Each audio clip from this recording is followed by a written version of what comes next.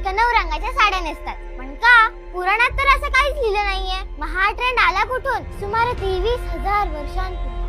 खरवल sorry फक्त 23 वर्षांपूर्वी हा ट्रेंड सुरू झालाय. हा ट्रेंड सुरू केला कोणी आणि याचे रंग कोण ठरवतं? तर हे सगळं ठरवतं एक न्यूजपेपर ज्याचं नाव आहे महाराष्ट्र टाइम्स. आणि सगळ्या बायका या ट्रेंडच्या फुल फॅन आहेत. महाराष्ट्र टाइम्सनी 2003 मध्ये 9 दिवस 9 रंगाचे कपडे घालायचे असा ट्रेंड सुरू केला. विषय सोपा आहे. ठरलेल्या दिवशी त्या रंगाचे कपडे घालायचे आणि त्याचा फोटो काढून न्यूजपेपरला पाठवायचा आणि मग हे न्यूजपेपर तुमचे फोटो त्याच्यावर टाकतं. मग काय, सगळ्या बायकांना वेगवेगळ्या रंगामध्ये नटायला आवडतं. आणि मग जर का त्यांचा फोटो सगळे बघणार असतील तर कोणाला नाही आवडणार? काही वाटतं हा ट्रेंड चुकीचा आहे. कारण काही लोकांचं म्हणणं आहे या नवरात्रीत देवी युद्ध करत होती की साड्या बदलत होती. पण यावर आमचं मत जरा वेगळं आहे. चुकीचे हातवारे करून नाचणाऱ्या ट्रेंड पेक्षा हा ट्रेंड कधीही चांगला आहे. कारण या ट्रेंड मुळे अनेक बायका मुली आपलं पारंपरिक वस्त्र साडी याच्याकडे वळाल्या. त्यामुळे असे ट्रेंड